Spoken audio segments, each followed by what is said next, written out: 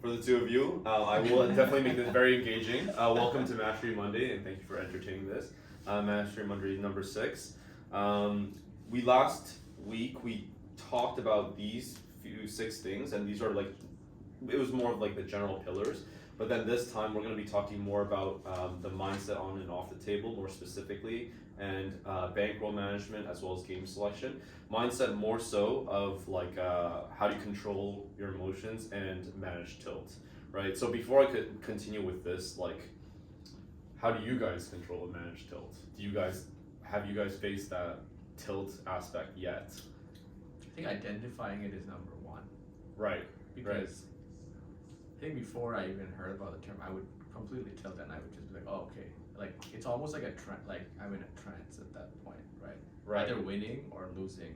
Right. And so what, more specifically, what happened when you felt that emotion? Like, you were in that trance, what triggered it? What happened in that moment? How did you feel? Like in a losing streak, it's almost like, okay, I'm not getting the cards that I want, and like everything's stacked against me. Luck is against you. Everything is against you. You feel like players are targeting you. They're always beating you. All these things, right? Yeah. Exactly. How about you? It happened 2 tournaments ago when I played with someone who brought his new friend who like had not played tournament poker before, and like for some reason I just kept matching up against him. I think I told you about this. I'm just like doing things that he shouldn't have been doing, like in textbook polite poker. Right. So he was like going all in crazy positions. I'm like, because like previous to that we just learned in the last few lessons you're supposed to try to survive, not to like gain chips. Like it's not about chip accumulation. But he was just like playing like a cash player would, and I got really tilted, like losing to him. So I didn't buy back in. Right. I knew I couldn't. Right. I see. That's very interesting you mentioned that, because when you're in that state, you feel like, oh, this person's playing not how I would expect them to play. Exactly. Like it's not wrong to play like that, but I just knew I didn't know how to like deal with it or counter it. Right. So that's actually another form as well, but we'll get to more about that. I mean, tilt is when emotions cause you to make suboptimal decisions, and managing that means staying calm and logical, or like at this neutral state as long as possible, right? We talked about not just, a lot of people identify and resonate very hard with negative tilt, so it's when it's going down from that neutral state, but also there's the elated version as well where you're up and you're playing a lot looser than usual, and again for not like the good reasons, you just feel like you're running like God, you can't ever lose, but those things tend to make you make suboptimal decisions either way. So emotional control and managing tilt. The first you mentioned is identifying it, recognizing it. What are your tilt triggers, right? So this one is, you have to really dig deep when you think about this, because like it could be like a specific hand that makes you do it, or it could be like maybe how a player plays and you just did not expect it, or you'd be like, I only know how to play this style of poker right now, and everyone's learned this, but this person is playing like a complete maniac. They're playing all of these hands that they shouldn't be playing, but technically everyone gets 2 cards. They can technically play if they want to, right? And so that's what makes poker so interesting. There's no, like in any scenario, there's no one way of playing. And that's why there's so many variations, in other words, variance and luck involved.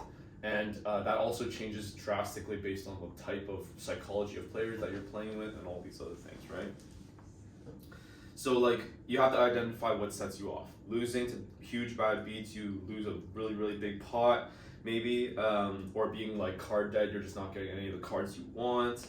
And sometimes, remember that opponents that you face off, like these bad beats, right? Sometimes you're the one that sucks out on them as well. Maybe you didn't play correctly, and yet you kicked them, or like you completely like destroyed them because of like a favorable cards on the certain streets, right? But they were like the favorite ultimately, like pre-flop up to a certain point or whatever it is.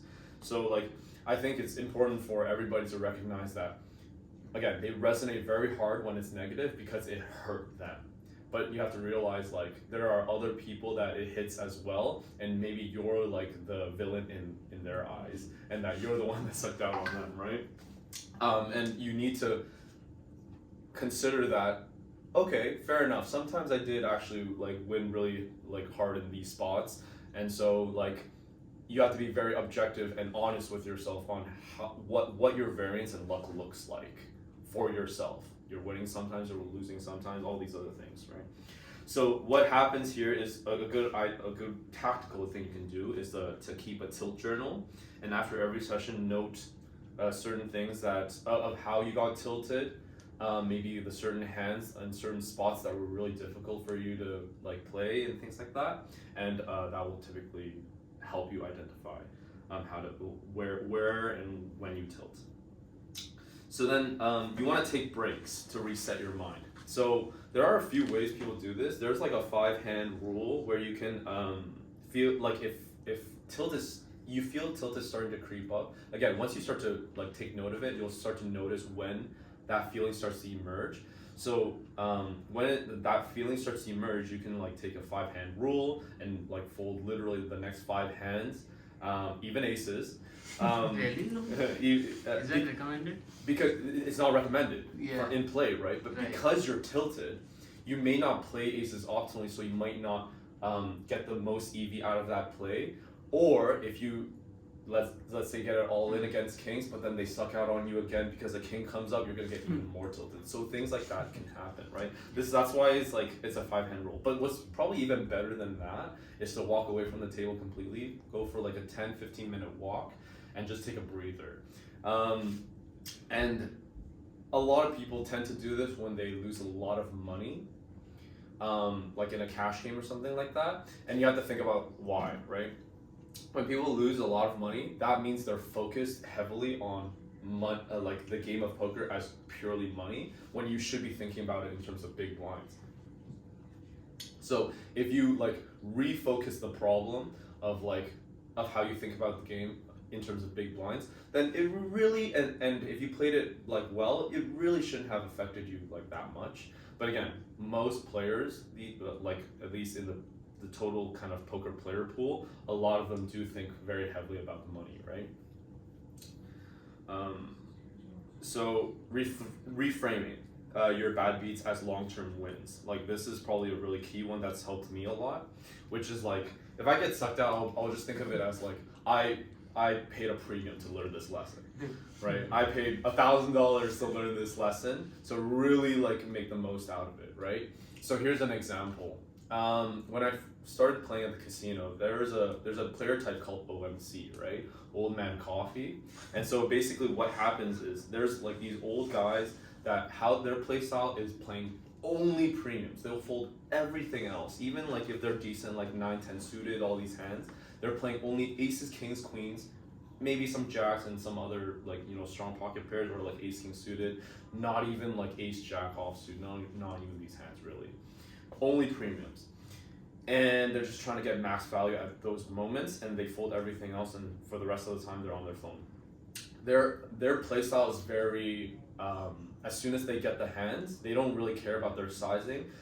They telegraph the sizing of their hands just by raising like a huge amount. So this one guy at the casino, he raised I was on it was an auto straddle, it was a 2-5-10 game, and then it folds to everybody. He's at the the cutoff, and then he raises it really big to 75. It's only $10 to play, right? Usually you're raising like 3x, something like that, right? In position.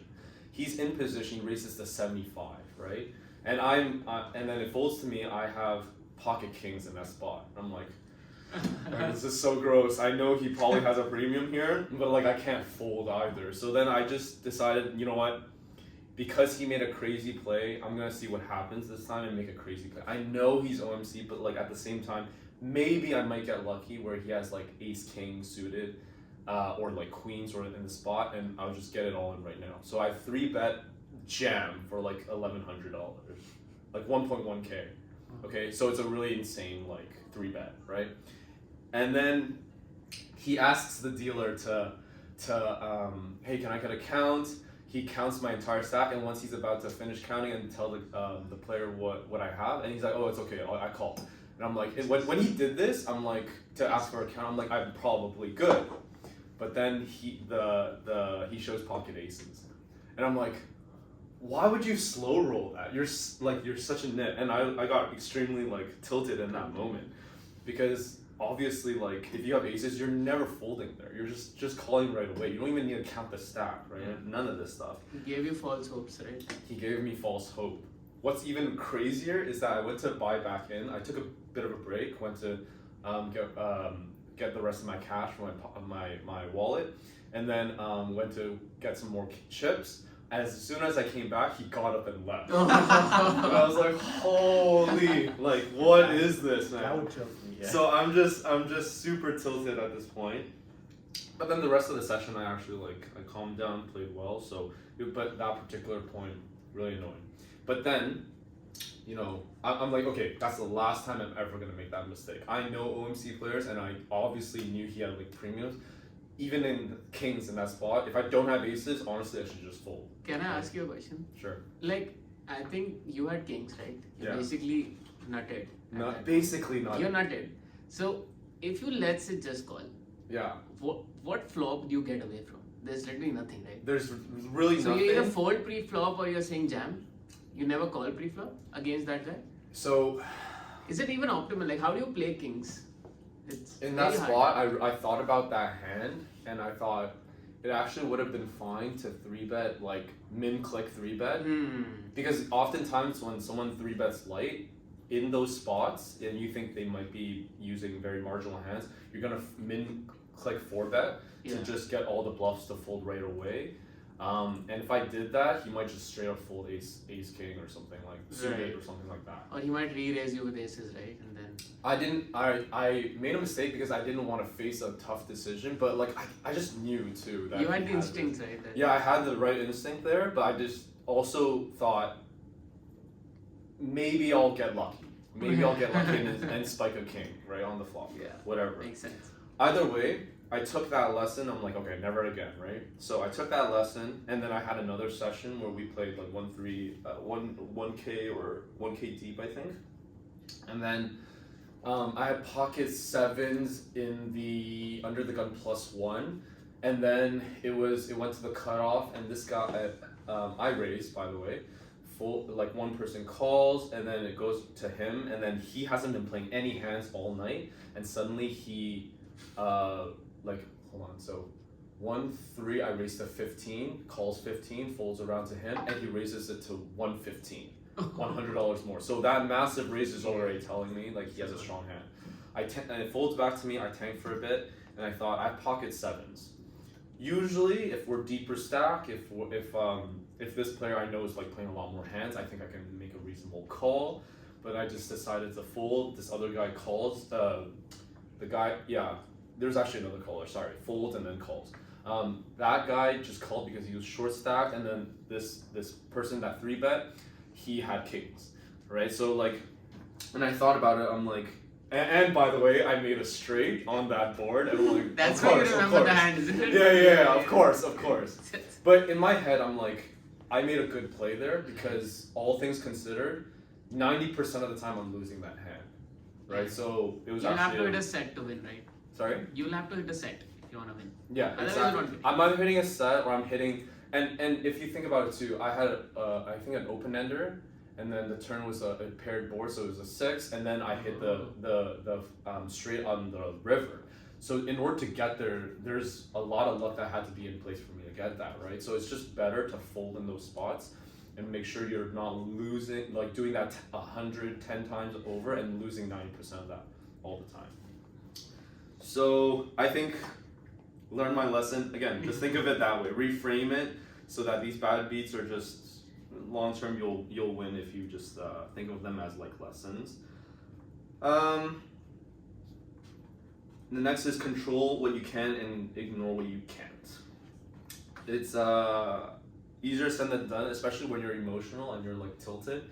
You just can't stop thinking about a hand. But if you really, or like you're just in your emotions. But if you can just continue to focus on in terms of big blinds and making the best possible EV decisions, it doesn't matter if you're winning the pot or not. Because again, you're making the best possible decisions. And maybe one thing you should do is stop registering into the tournaments, or stop buying in and think about that particular hand. Very specifically, why did you get tilted? And this goes back to number one, which is how do you identify and recognize that tilt factor, right? Figure out why you're annoyed by it. So then use the tilt prevention routine, and this is kind of and this is kind of different for everybody. Everyone has a different one. Meditation, taking deep breaths usually help a lot. One of them that I do while I'm on the table, if there's like a big hand or I'm trying to calm down, maybe I'm nervous or whatever the case, is I take like 2 breaths within like the same like breath. So 2 inhales within the same breath. So there's something that like this neuroscientist said, which is if you take a deep breath and then you hold it and then you take another one within the same one without exhaling, then you get a lot more oxygen and blood flowing through your body, and that tends to help you refocus, tends to help you not feel sleepy, and you'll also generally calm down a lot. You'll lower a lot of like your stress. So that is one way I do it. You can have pre-game rituals. Some people listen to like Charlie Carell, one of these pro players that has like a pre-game like 15-minute like meditation rituals, like you're gonna win a lot because coming your way, all these little things. Positive reaffirmation. Yeah, positive affirmation stuff. So you could do that too. I tried it once, literally once, and it was fun. Nice. Like on the car ride to the casino. Or another one is like set like win or loss limits. So if you have a goal for yourself of how much you want to win, how much you're willing yourself to lose, then those help a lot. But you have to stick to them. Some people, when they're tilted and they're a little bit more on like the gambling side of personalities, a lot of the times they break that rule for themselves. Another one might be listen to music. Lo-fi is really good to stay calm during a session. Whatever helps you, I think, is helpful. So, some resources. You were asking, what are some good books for dealing with tilt and the mental game, which is The Mental Game in Poker, volumes 1 and 2 by Jared Tendler. You don't need to read it. You can also listen to it in the car too, on Audible. Those 2 are really good. And then there's The A Game of Poker by Elliot Rowe. I found The Mental Game of Poker to be better, but A Game is pretty good too. Let's see here. So then, now once you any questions, by the way, about mental game, tilt? There's other things you can do too, but like this is kind of like very more specifically some tactical things you can do to make sure you're not tilting. Because if you're not as I mentioned from like last class, if you're not tilting, then you're able to logically and in an objective state deploy your strategy in game as best as you can. So then the next thing we want to talk about is what do you do when to play the game what do you do when you want to play the game you want? So we'll talk about game selection in a moment, but the poker game that you want without going broke.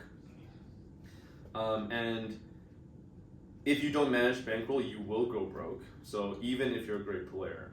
And so I think this is really important because a lot of people think, oh yeah, I'm just a hobbyist, like I'm not really taking poker that seriously or whatever, and then before they know it, they go broke. And why does that happen? Because they mix their life roll with their bankroll, and they somehow just, they love the game so much that they let it consume them, and before they know it, they lost all their money, all their rent money, all their food money, everything. And so it doesn't matter, I think, if you're a hobbyist or if you're playing this like professionally, you need to consider this. Especially if you're playing this professionally, you want to grow your bankroll so that you can play higher and higher stakes and move up your high score, let's say. In this game, you want to take this even more seriously. So managing the bankroll, what do you got to do? You got to set a bankroll for your stakes and stick to it. we talked last time about having 30 to 50 buy-ins minimum, and TTs maybe 100, 200 minimum due to high variance. Like it depends, right? Like this one, for example, you don't need 100 to, like the one we have here, $50 buy-in. You don't need 100 to 200. It's usually if you're playing like super turbo style formats, you might need that. Otherwise, if they're slower, you might not need as many. And also one big number one rule for bankroll management is never play a game where one session can wipe out like 100% of that bankroll, right? That is probably the number one thing. If you take anything away from bankroll management, that is like the one thing. I think how to identify what is a good bankroll for you in your particular scenario is what is your comfort level? What is the level of bankroll that will allow you to have a strong mental composure while playing your best poker? And I would say that is your ideal bankroll. So as an example, if you're like a 1-2 player cash game for now, and you're playing your best poker when you're playing with like 10 buy-ins, right? You're playing 1-2, the max buy-ins, let's just say $200. You're playing with like 2K, right? That's your bankroll, that's 10 buy-ins, and you're playing totally comfortably, and you're playing your best poker, that is sufficient.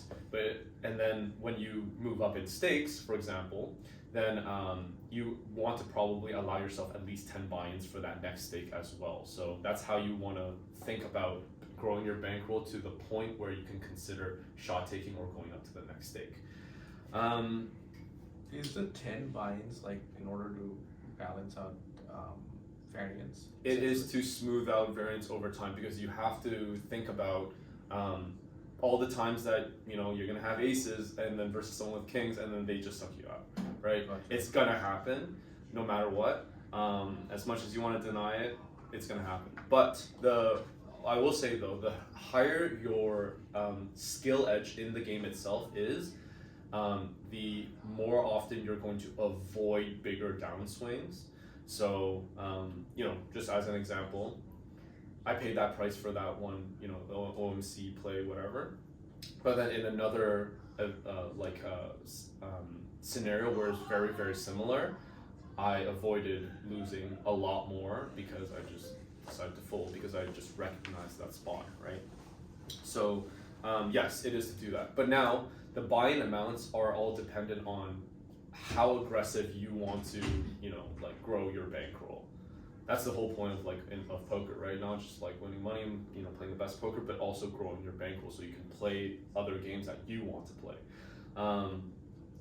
There's a guy named Rampage. I don't know if you guys know him, but he had a very aggressive bankroll management style, which is like as soon as he had basically like 2 to 3 buy-ins, I think it was, like he would just shot take to the next one right away. And he ended up getting really lucky and then just kept flying up and soaring up and then, winning millions of dollars. But then what happened is, because he maintained that style up until then, last year till now, or actually last year till maybe the first month of this year, he's been running terribly.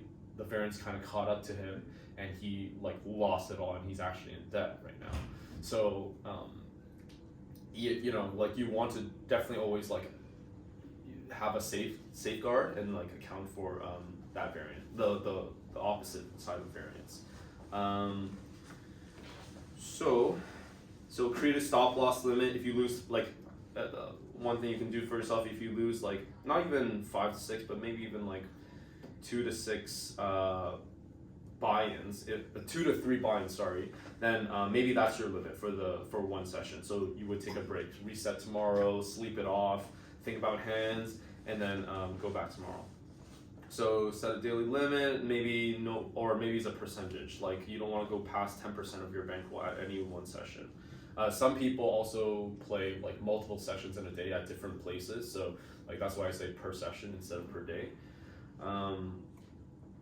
And you have to have the humbleness to move down in stakes if needed. If your bankroll is below certain point, and you're let's say shot taking at 2.5, whatever, then but it remains to be that 50% of your bankroll now is is like 100% of your 1-2 bankroll, you should probably move down in stakes and kind of rebuild that bankroll to then go back when you feel ready. Only take shots when with a separate fund. I think you guys know this. I think you're all very smart enough to know this. Don't play with your life roll. Just play with like a separate fund.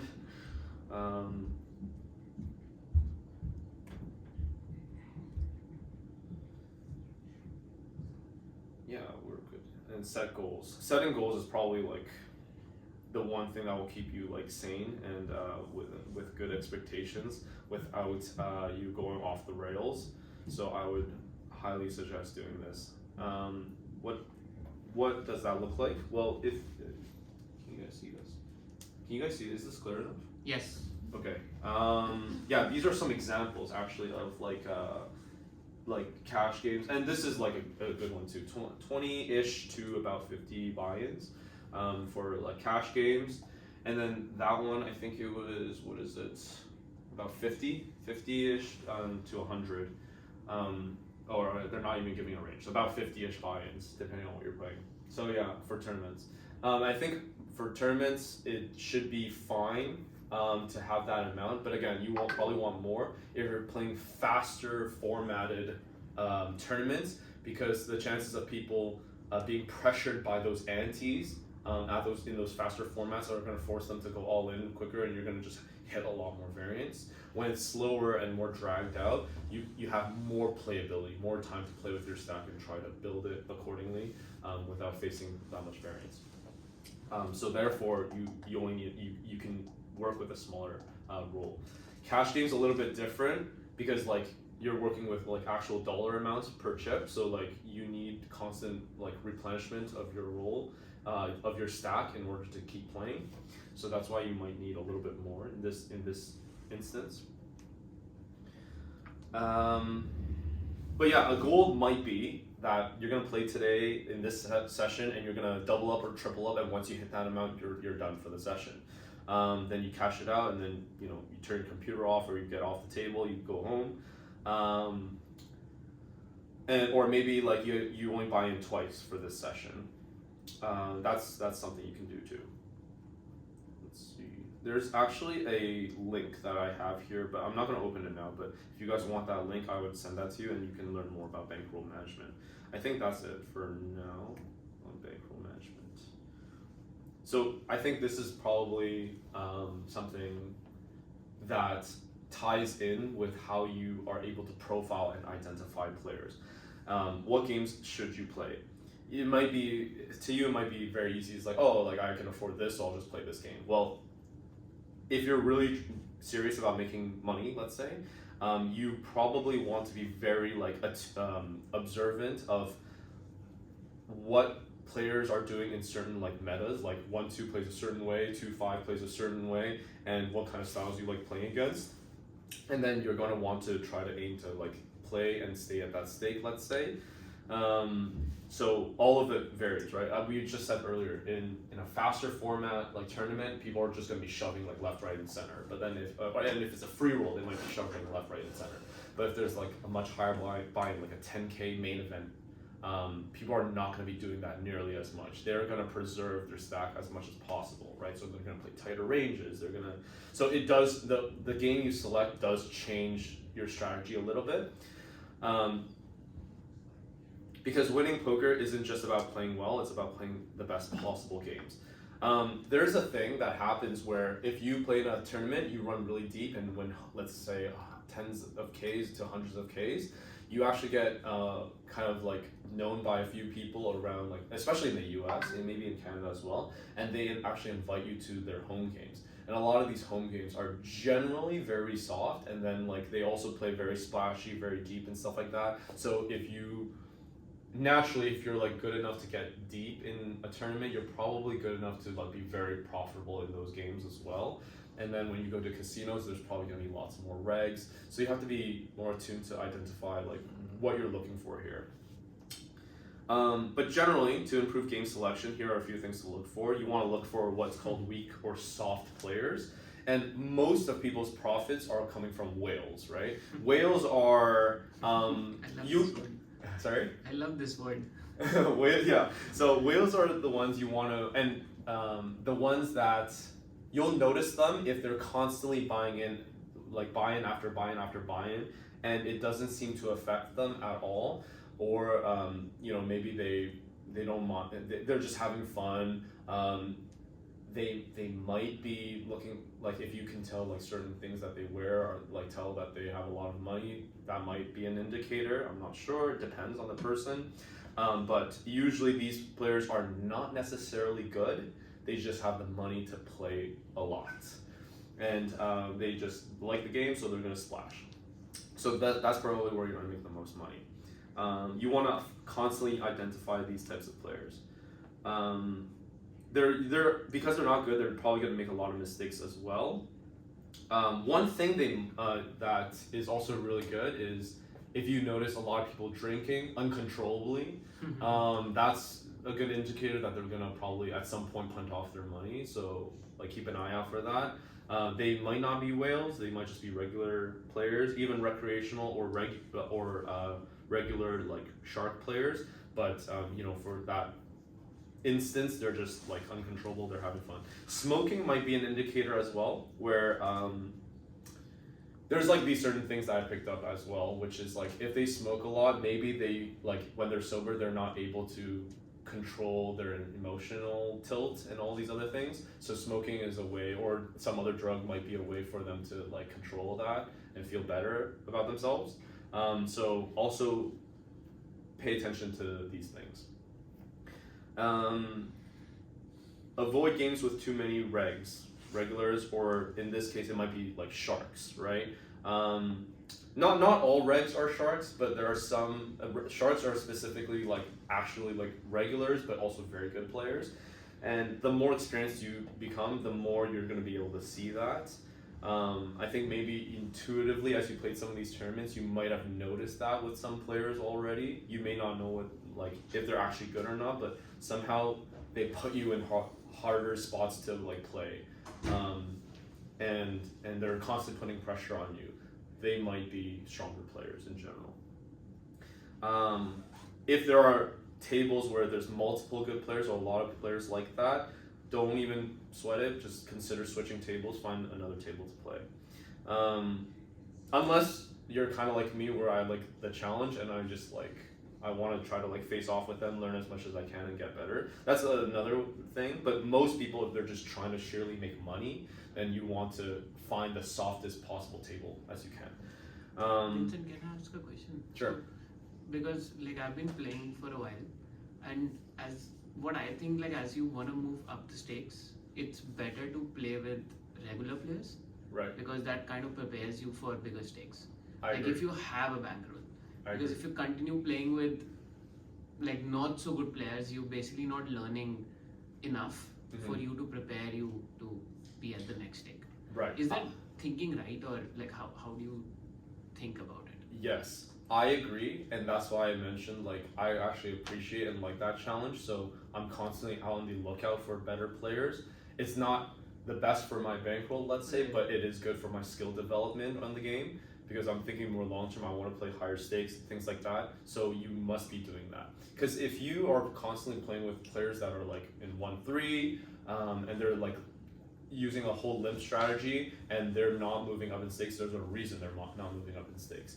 They are not good players. You do not want to be copying those types of players. You want to be copying players that are doing things that are constantly putting pressure on you. They don't even have, they're showing hands that you did not think they had, but you put them on like stronger value hands because the way they played it made you believe that they had that hand, and they had a good read on you, all these things. You want to learn as much as you can from better players. You want to immerse yourself with those better players if that is your goal, to move up in stakes and play better. There is something that happens though, because most of the stakes that are available to the general public is like 1-3, 1-2, 1-3, 2-5, 5-10. And it starts to hit a cap around like 10-20. Anything past that, you kind of have to get invited to games like that. And when you do, you tend to find that the skill level starts to drop off because there's a lot of people that don't accumulate that bankroll quick enough or throughout their life fast enough to play in those stakes. And so there's not like a big player pool at that level. So the ones that are actually at that level are people who've made their money from other places and they just want to play that big of a stake. So oftentimes there'll be, and if you think about it that way, those players are just as good as maybe like 1, 3, 2, 5-ish players, but just at that stake, right? So if you can somehow like get good enough to get there and also have a bankroll to play those games and also get invited to it, those are extremely profitable games. That's how a lot of pro players eventually like become super profitable and sustaining in their careers. Where are we here? So track your win rate in different games. So like this will help you a lot, of course. If you're using a tracker, which you should if you're taking it seriously, then you'll also be able to track specifically at which locations, which games you're playing, like you're doing well in. Again, don't look at it as like one game or 2 games in a vacuum. You want to play multiple hands, like thousands and thousands of hands within like that one location to know if you're a winning player there or not.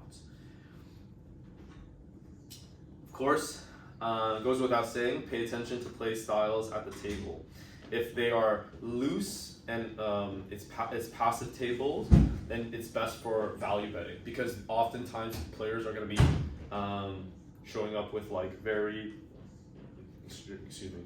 strong hands when they do bet. So you want to have more value in order to like extract value on these tables. But if they are tight and aggressive tables, then it's also tougher to find.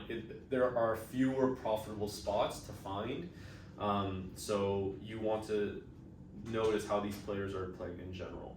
And you also want to kind of, like when you're at a 1-3 table, right? Everyone has a limping strategy. You don't want to be copying them. You want to be playing your style. You also want to consider like how big they're betting as well. It's like if everyone's limping and then suddenly someone raises 20 and then everybody calls, for example, then that is not a bet size you want to be opening with, right? Because you want to have that heads up configuration as much as possible. So if everybody limps and then you test out, let's say you raise with 25 or you raise with 30, and then that's where you get them to fold, that is probably the size you want to be opening with. That's the size you want to choose. So you want to be very cognizant of these things. If the table's too tough, again, don't be afraid to leave. And play more live poker if possible. So like usually if you're playing on like live is a lot softer than online games. So if you're playing like a 2-5 live, then it's usually around the same level or probably easier than 50 cent $1 online. So you want to figure out like, okay, do I want to get a lot of reps in and just get like a lot of practice in? Then you probably just want, and you want to beat 1-3, let's say, then you probably want to just play the online games, no limit 25 game. So it's a $25 buy-in online and then you just keep doing reps. That level's about the same as like 1-3, maybe about 2-5-ish. My final thoughts for this is that if you do these 3 things in its entirety, then you are probably beating, well, at least you have a stronger foundation than 90% of the player pool already. Because most of the people have gotten to this point where they've considered these things, but they don't do it because they think it's too much work, right? You can imagine a lot of people when they go into this game, they get so excited about playing that they just want to jump onto the table and just start playing hands, and they're so focused on the hands, then they're focused on the tilt aspect, they're so focused on everything that's going on the table, and then when they start to figure out why am I so tilted all the time, and then they off the table they think I'm not playing well because of this hand, or I've got tilt triggered because of this hand, or whatever the case, then they may get to that level of thinking about the game, but they never put enough effort to actually like deal with it systematically and build those systems that will allow them to like to perform the best they can on the table. So once that system is consistent, the only thing left is to play the best you can on the table. So, any questions? That's it. Thoughts, questions?